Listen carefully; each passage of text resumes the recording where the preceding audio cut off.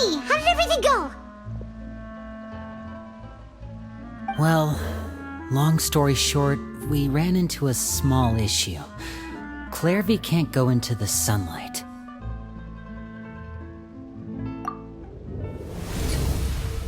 Everything was fine at first. She followed me up to the surface just like I told her.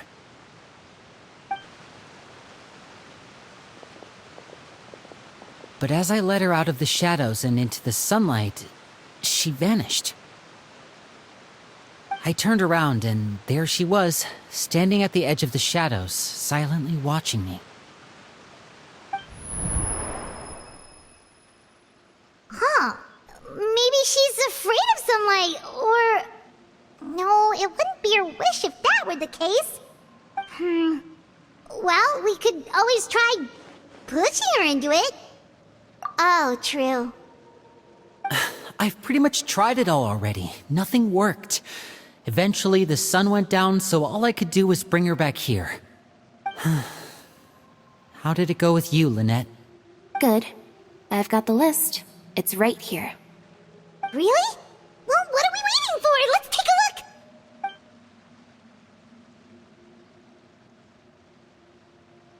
Oh, that's a lot of pages.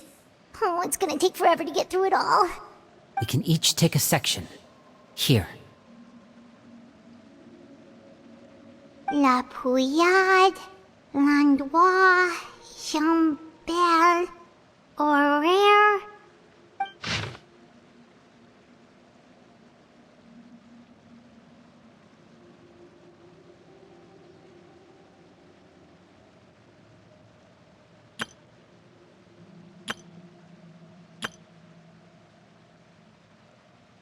Oh, yikes.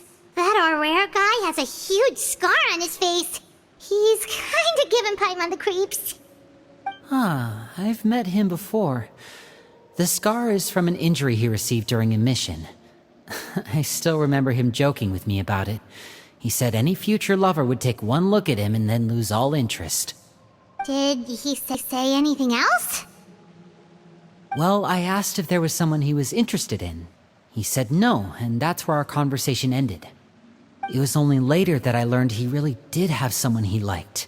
He risked everything to escape so he could be with her, but it didn't work. One day, Father asked to see him, and, well, I never saw him again after that. Wait, so that means the knave, It may seem cruel, but it's just one of the rules of the house. Betrayal is not to be taken lightly. We know too many secrets to come and go as we please. So, if you do try to leave, you pay with your life.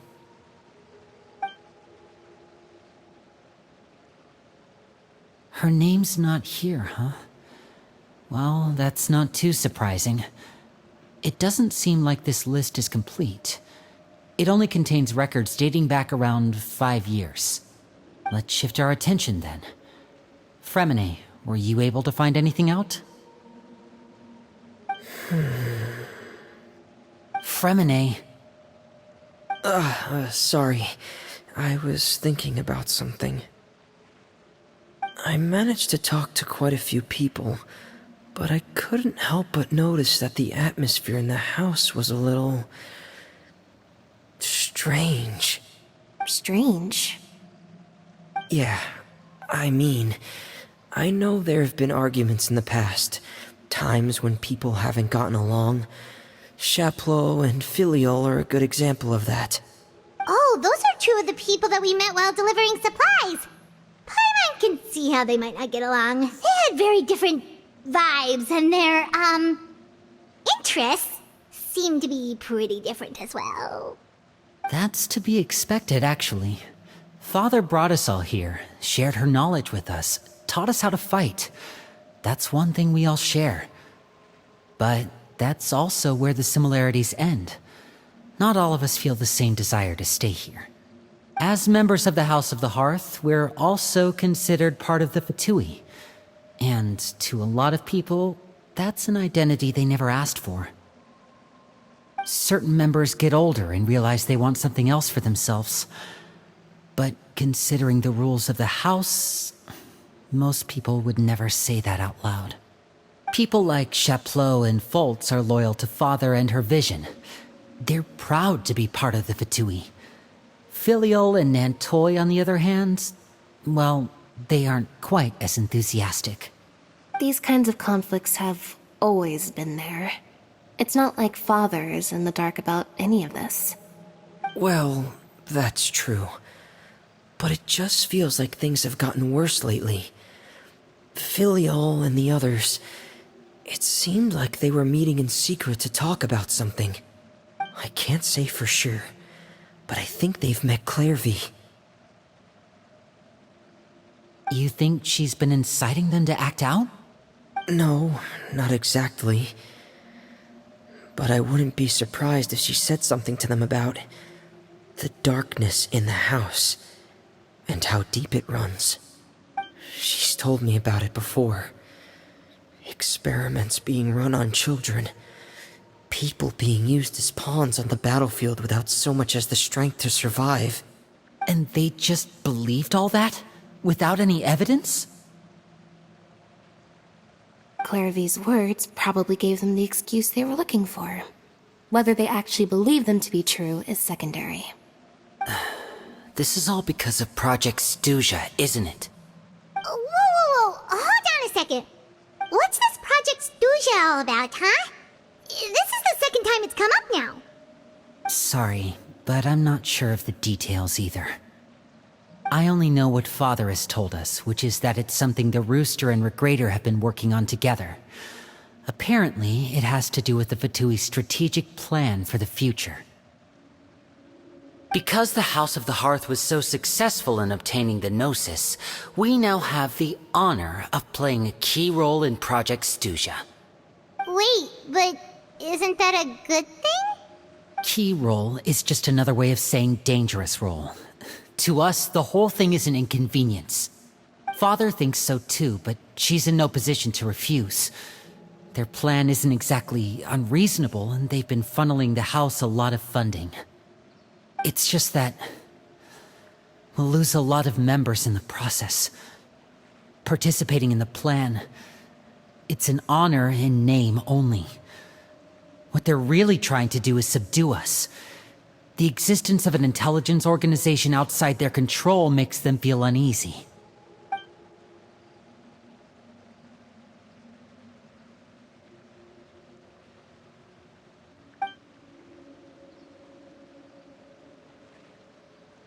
Okay, super complicated top secret Fatui business aside, what does all of this have to do with the conflicts you were talking about earlier? Paimon doesn't get the connection. External pressure has a way of exacerbating internal strife. You can't overlook the power of fear either. People are afraid of dying, and that fear is often the impetus for a lot of stupid decisions. I thought resolving the Clairvy situation would make everything go back to normal, but it looks like things are more complicated than I thought. If we leave Filiol and the others to their own devices, sooner or later, Father will be forced to take action. We can only focus on one situation at a time, brother. You're right. Even if we confront Filiol and the others, it won't do any good. It might even make matters worse. We should focus on Clairvy for now. Well, it's getting late. We should head back and get some rest. We'll try again first thing tomorrow. Lynette, you stick with me this time. Fremine, keep a close eye on Filiol and the others. Make sure they don't do anything they'll regret. Good work today, everyone. Have a good night, and I'll see you tomorrow.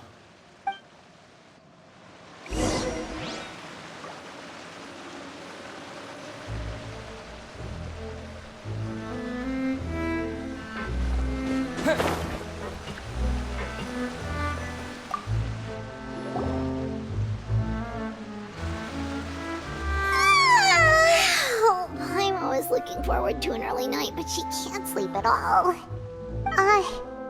Hey, you don't think the Knave will be too angry with Linny and everyone if she finds out about all this, do you? She's even scary when she smiles. If she she were to actually get angry... Ooh, you have to protect Paimon if that happens, okay, Traveler? Oh, well, in that case, we should just plan on running away. We'll grab Linny and the others and we can make a break for it as fast as we can. Look! Look over there! Quick! Let's catch up with her before anyone sees!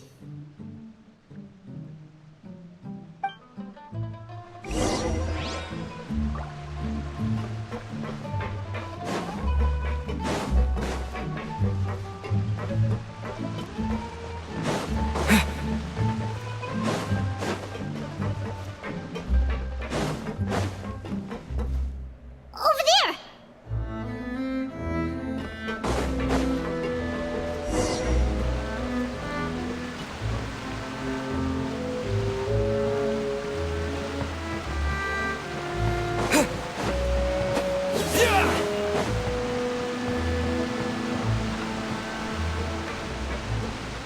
Oh, where is she going?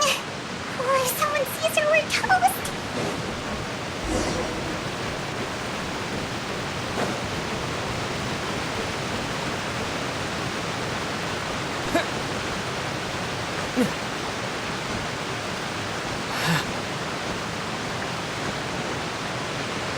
Oh, look! She stopped!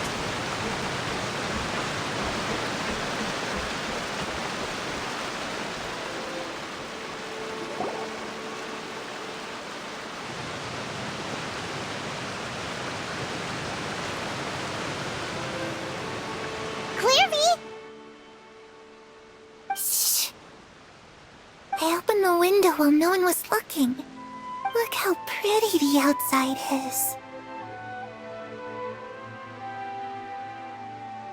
If only I could have more than this.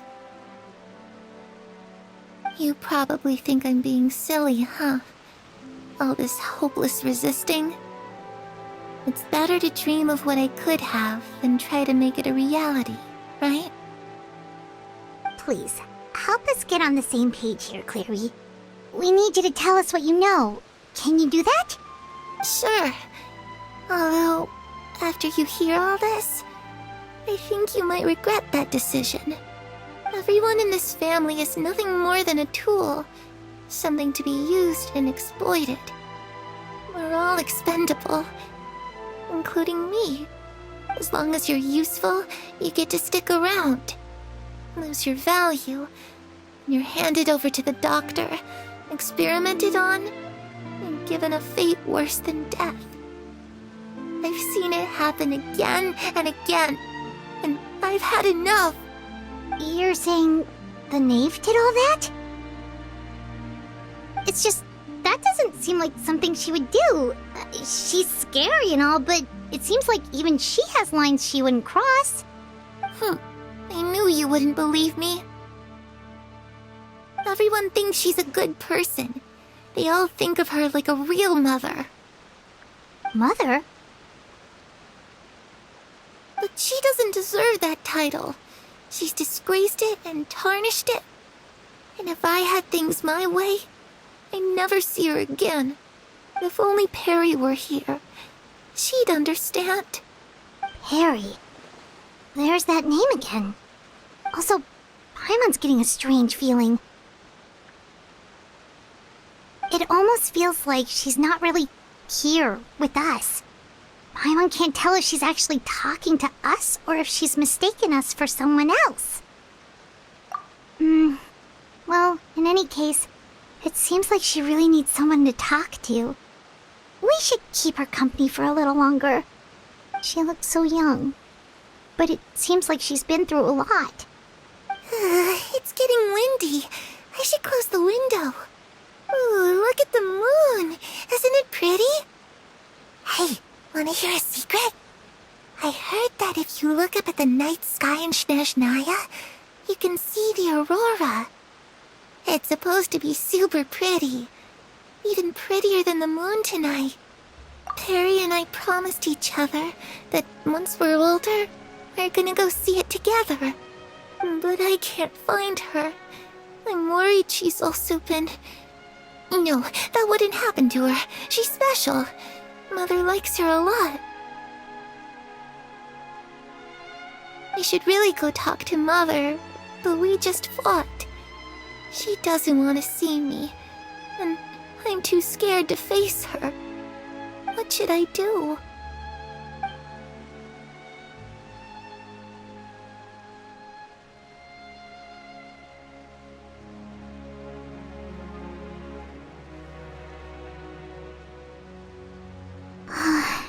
My mom really doesn't understand what's going on with her. Well, let's head back. We've got an early morning tomorrow.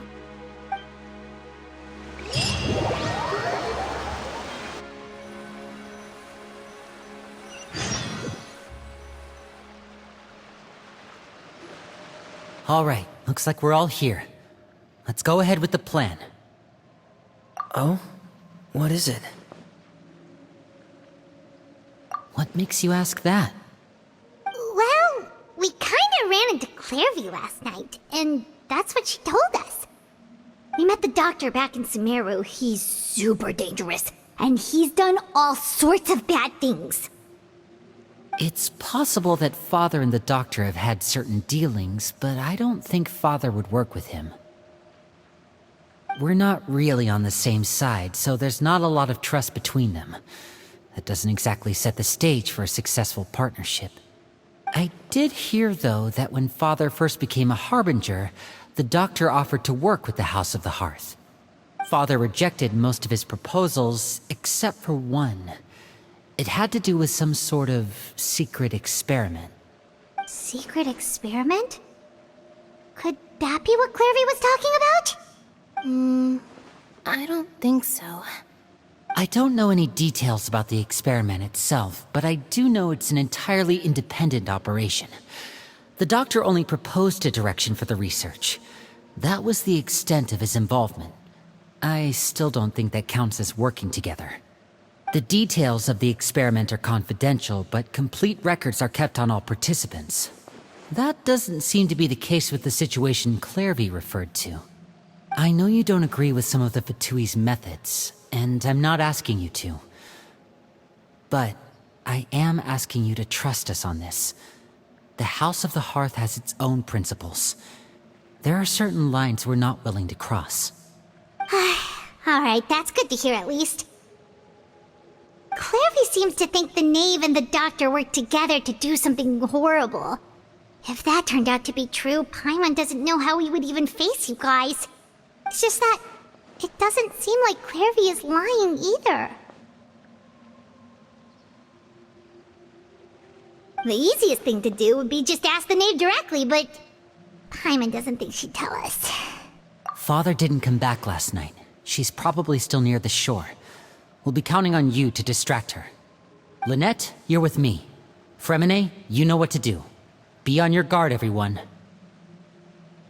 All right, let's get to it.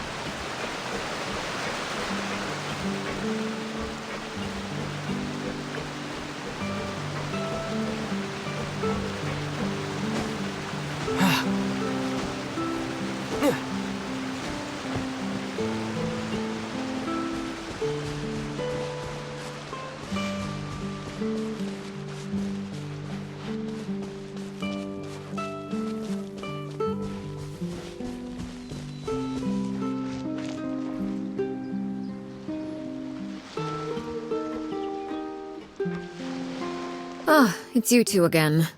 I must say, you look a bit pale. Did you have trouble sleeping last night?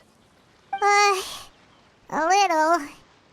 Perhaps if you had less on your mind, you'd be able to absolve yourself of such troubles.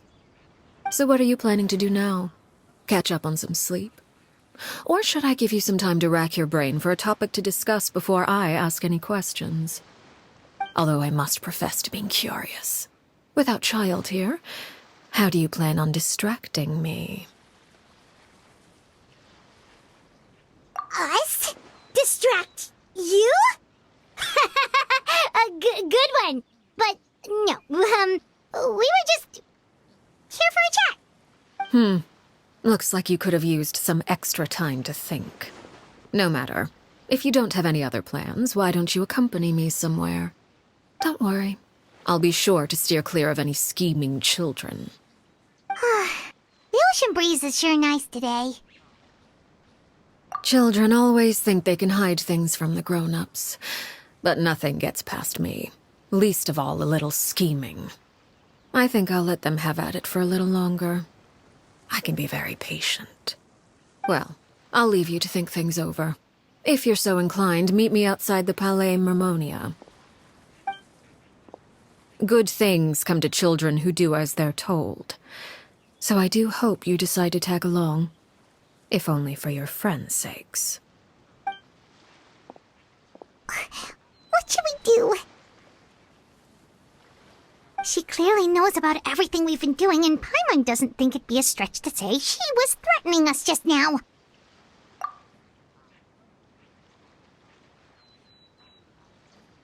Oh, good idea. Hopefully he sees it in time. Well, we should probably head to the Palais Mermonia. Paimon doesn't want to find out what happens if we don't show up. Based on what the knave was saying just now, it sure didn't seem like it'd be anything good. Okay, then we probably shouldn't keep her waiting. It seems like Linny and the others are on thin ice, so let's do our best to not get them in any more trouble.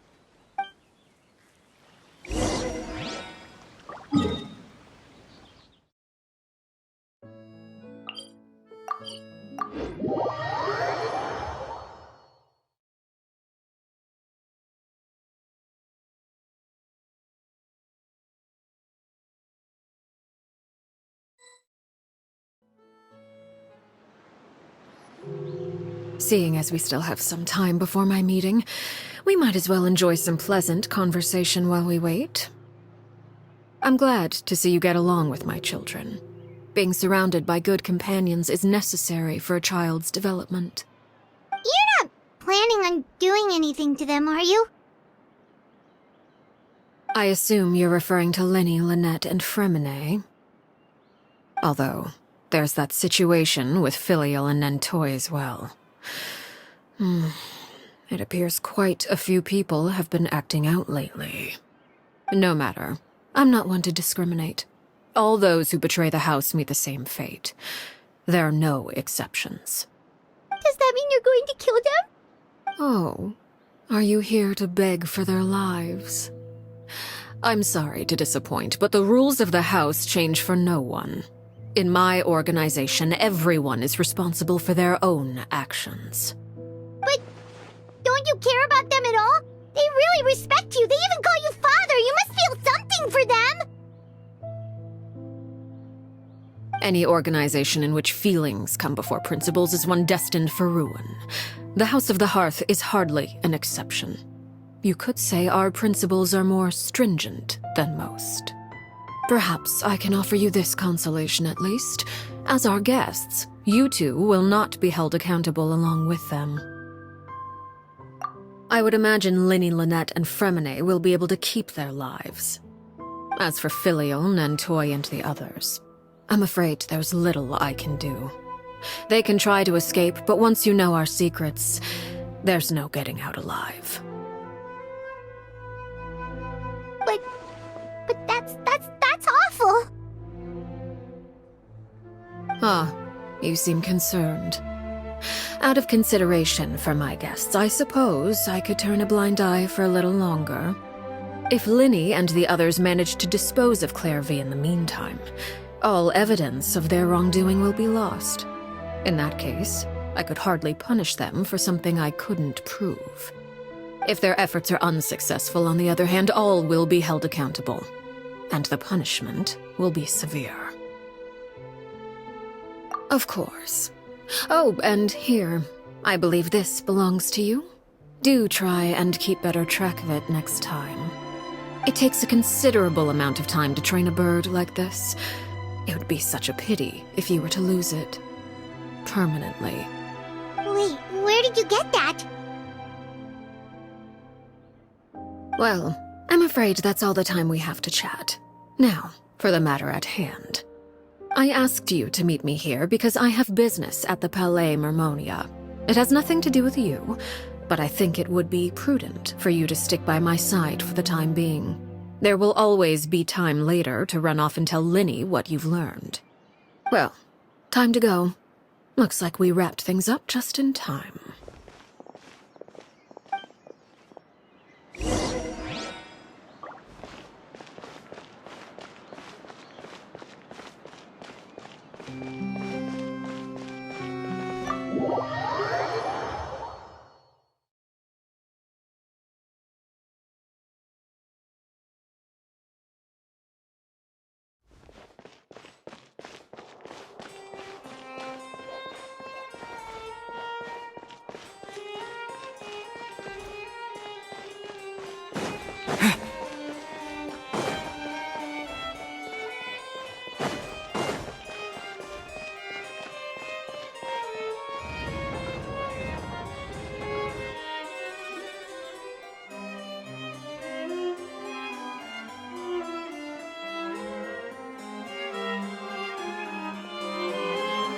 It's been a while, Monsieur Neuvillette. I must say, I wasn't expecting my meeting request to be approved quite so quickly. The Palais Mermonia operates with an efficiency worthy of admiration. It is only right that an esteemed diplomat such as yourself should be afforded the proper level of respect. Although, if I may speak plainly, I must confess that I did not anticipate we would have the occasion to meet again after presenting you with the Gnosis. I see you've brought the Traveler and Paimon with you as well. If I may inquire as to the purpose of your visit. I'll be departing Fontaine shortly. There is, however, an outstanding matter that I would like to see resolved before I go. It requires a rather lengthy explanation, I'm afraid. So I took the liberty of explaining everything in this proposal. Please review it at your leisure, Monsieur Neuvillette.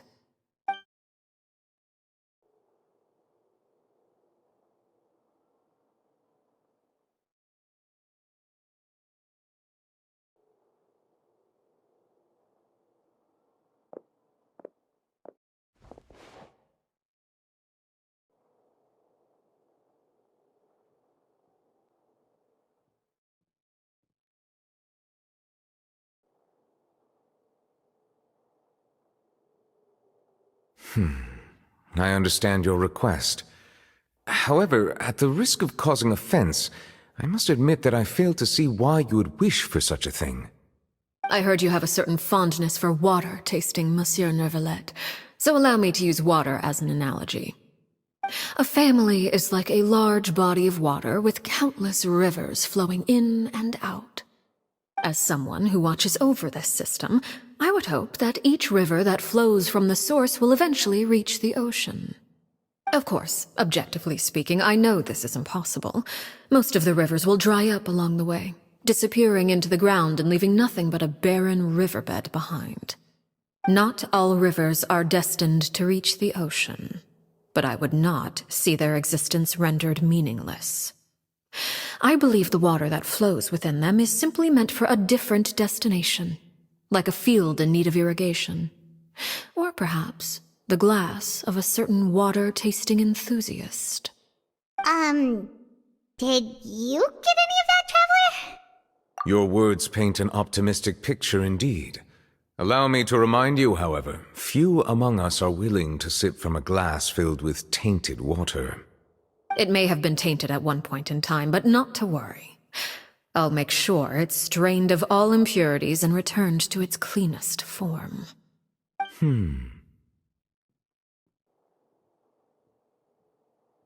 I seem to recall there being a transactional aspect to your proposal.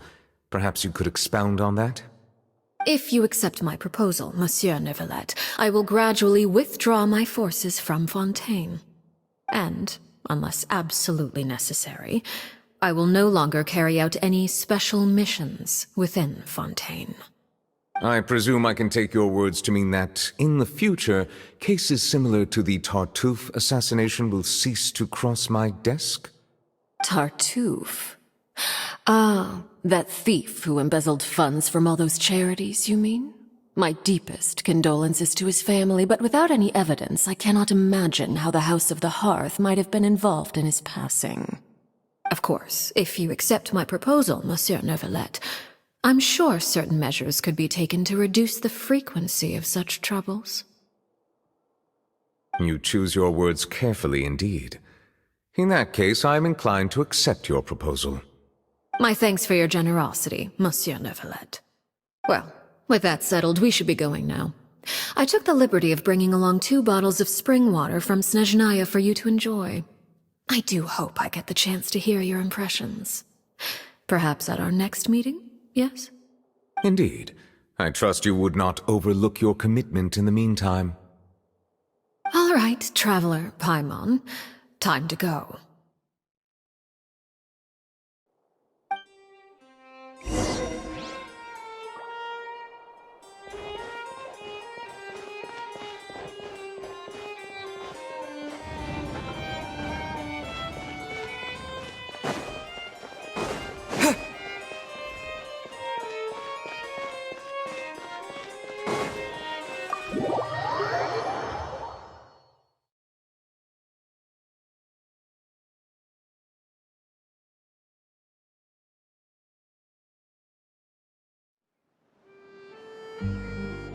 So, what exactly were you talking about back there? Paimon only heard you mention some rivers, a large body of water, and then some kind of irrigation scheme. You really want to know? I would imagine there might be more pressing concerns at the moment. Winnie, Paimon really hopes everything's going okay. Oh, Paimon recognizes that look. You've got your thinking cap on, don't you, Traveler?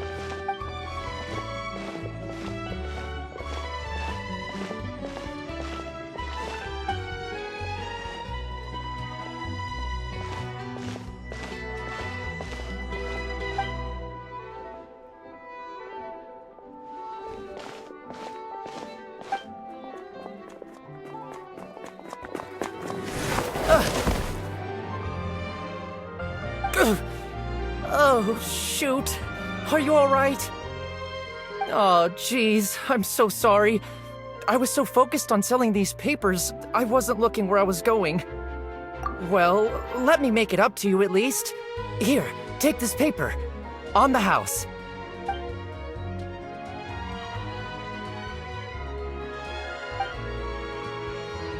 Oh, you don't have to give us anything. Please, I want to. It's not like I'm short on supply. All the extras will be useless come tomorrow anyway. It's my fault, really.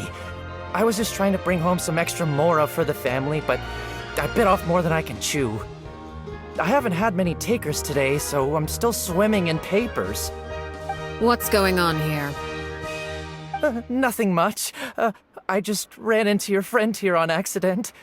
I should probably get going, actually, so... Hold on. Of course, I'm happy to compensate you with mora, it's just... I don't have any on me at the moment. I'll take 3 papers. Here. Your payment. Oh! Thank you for your patronage. May the Archons bless you with good fortune. If only I had the chance to run into such generous customers every day. I should probably just take on a smaller inventory though, right? I'm getting married soon, so sometimes it's hard to not get ahead of myself. Anyway, I should head out. Goodbye! Well, now that my affairs are settled, we should take the boat back to Poisson. We've even acquired some light reading to enjoy along the way. Actually, why don't we stick around for a little longer? Paimon just realized how hungry she is. She can't head back to Poisson on an empty stomach.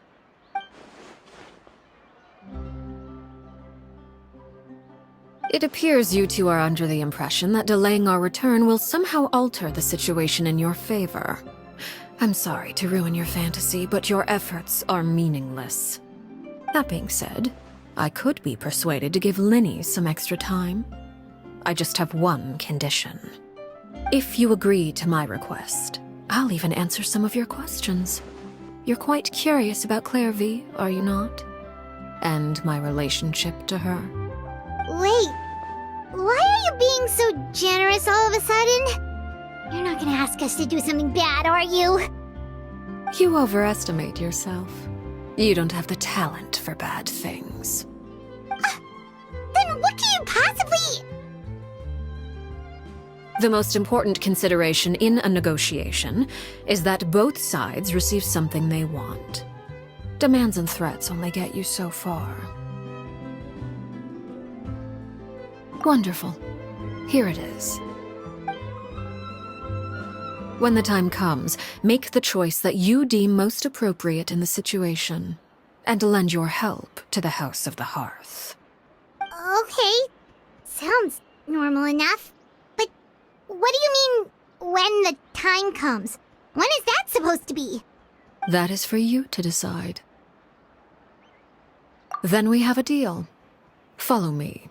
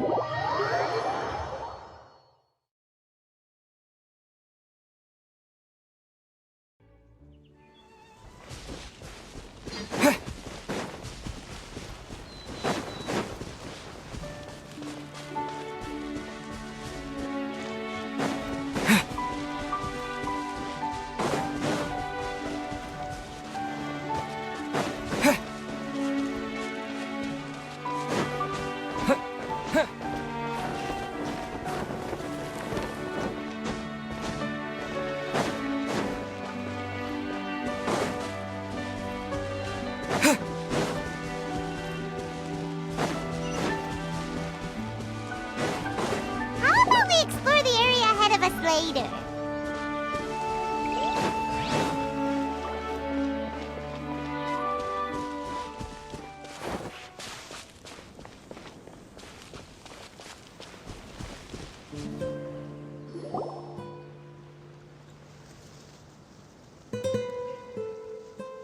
What is this place?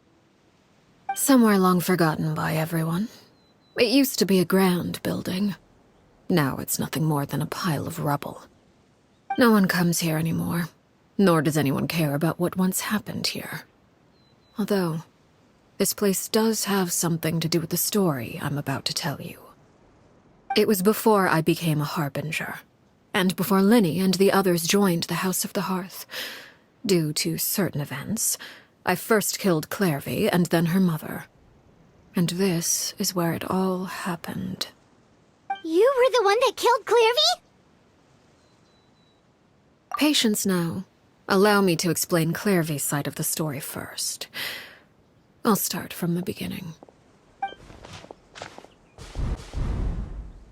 Clairvy was 6 years old when she was brought by her mother, Crucibina, to live in the House of the Hearth. From the outside, it seemed like a fairy tale. A thriving family made up of kind adults and friendly children. Crucibina was the knave at that time, and the House of the Hearth was under her control. She was Clairvy's mother by blood, but she was also the mother to all the children in the house.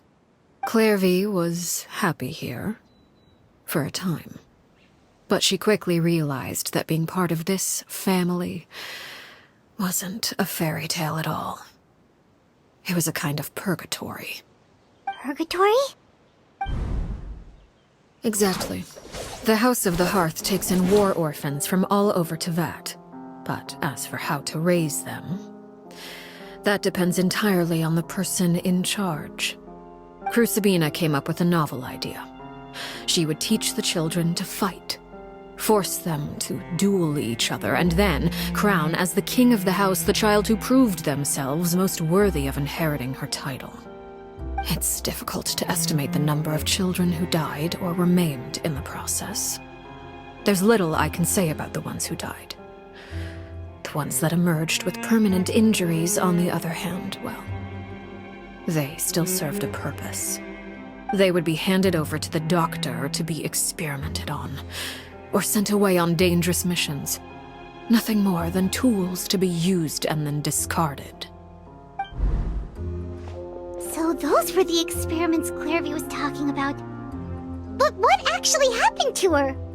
You said that Clairvy was Crucibina's daughter, so if Clairvy tried to convince her to stop what she was doing, Crucibina probably would have listened, right?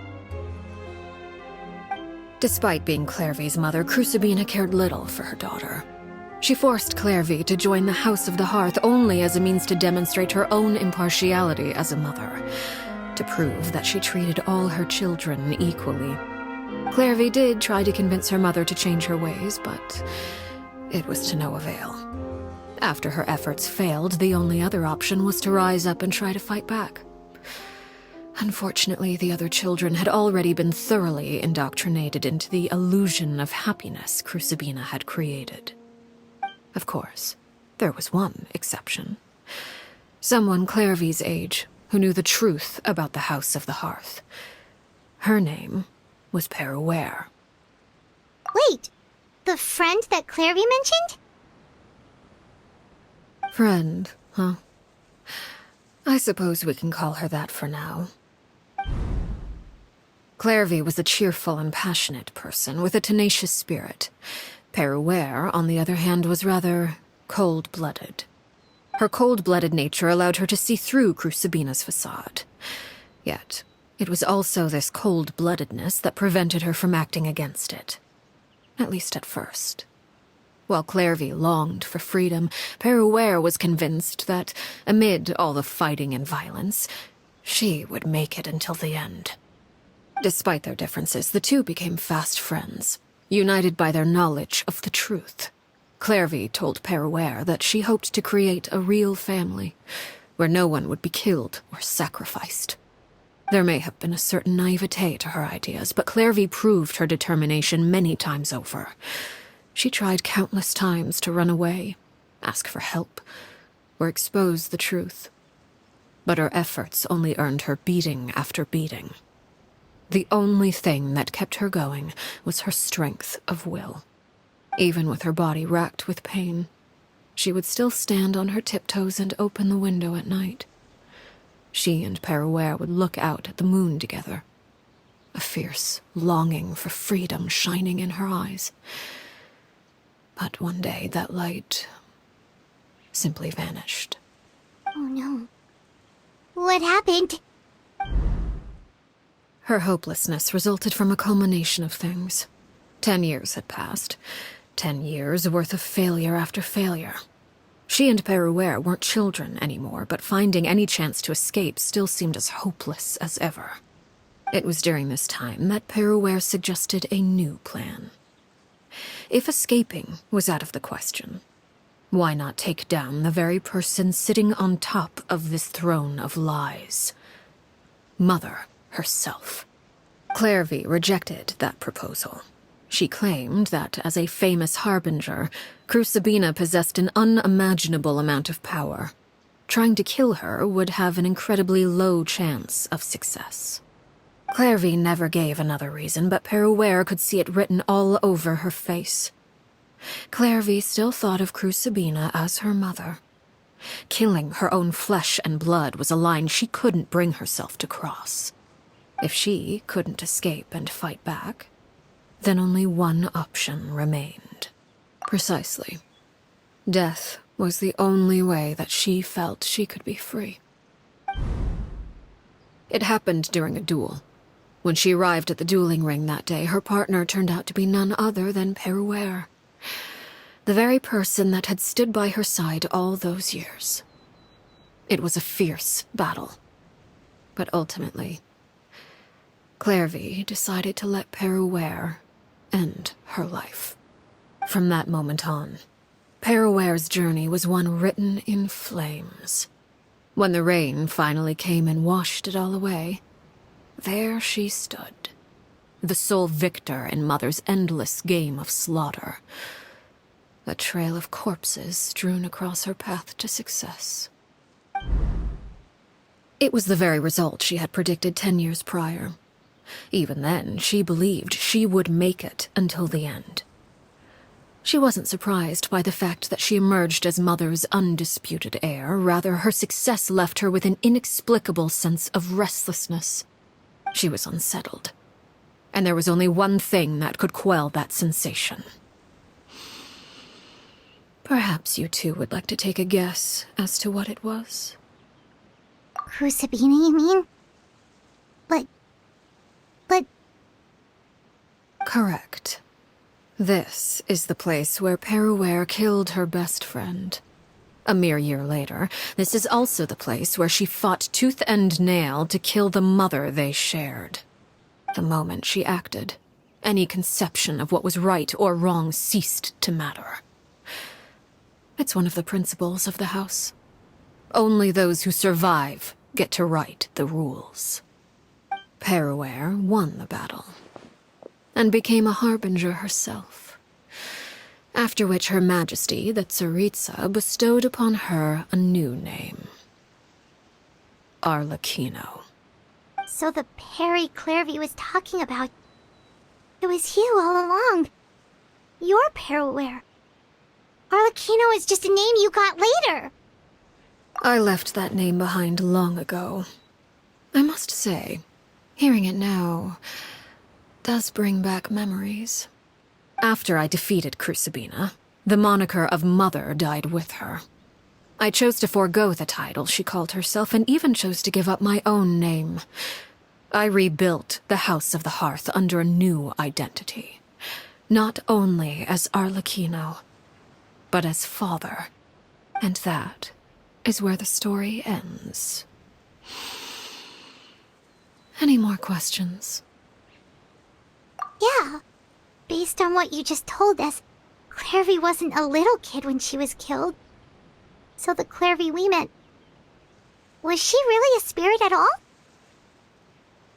I suppose you could call her an illusion born of flame. Her existence is like ashes to a fire. Something left over in the wake of blaze and ruin. You see, a certain power runs through my veins.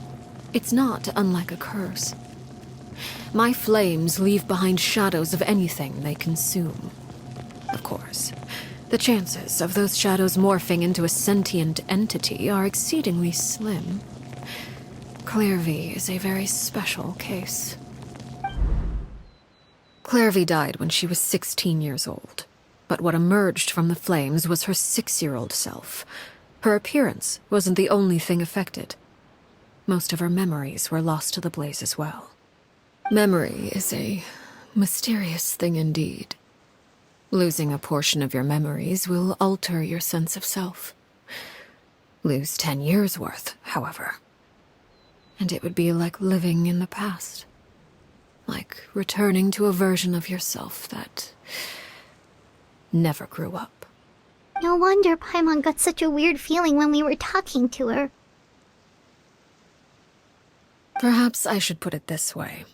Clairvy is someone trapped in time. It may seem like she exists with us in the present, but she truly lives in the confines of her own past. So if all of that is true, then you must have known about Clairvy for a long time. Indeed. She's a rather volatile and unstable entity. Sometimes she would look after the children. She's even saved some of their lives. But other times, she would hide from me and become obsessed with revealing the truth about the house to anyone who will listen. Shadows don't have the capacity to learn or grow. Any new information they encounter is quickly forgotten over time. Your attempts to expose Clairvy to sunlight, they failed, yes? The reason is actually quite simple. In Clairvy's mind, the house is impossible to escape, and it is this very perception that traps her there.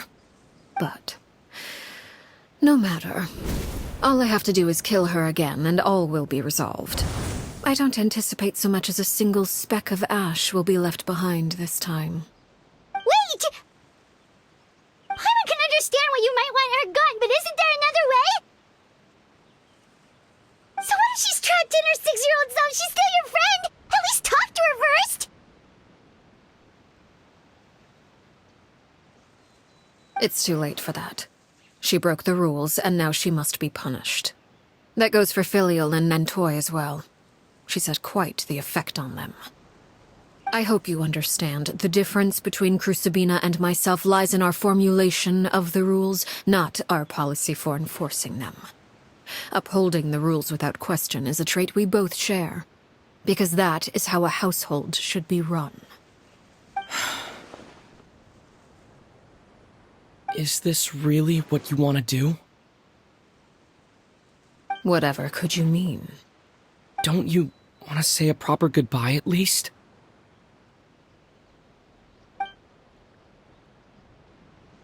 Whether as a killer or as a father, there are two things that must be avoided at all costs: anger and sorrow.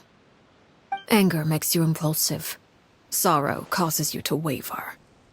Well, it appears it's about time to proceed. Before we arrived, I told some of my well-behaved children to bring our troublemakers here by nightfall. I do believe I've kept my end of the deal.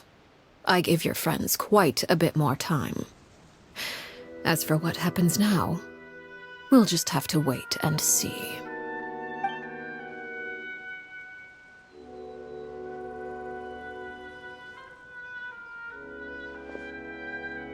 Here they are, Father. You gonna execute him? Seeing something like that would actually be a first for me. Winnie! I'm sorry. I heard about how you helped buy us more time. But I still failed. I couldn't find a way to fulfill her wish. Huh? Are you... Perry? Indeed, it's been a while, Clairvy. Perry! Shh. Stay right there. I'm sorry to postpone our reunion, but first I believe certain scores need settling.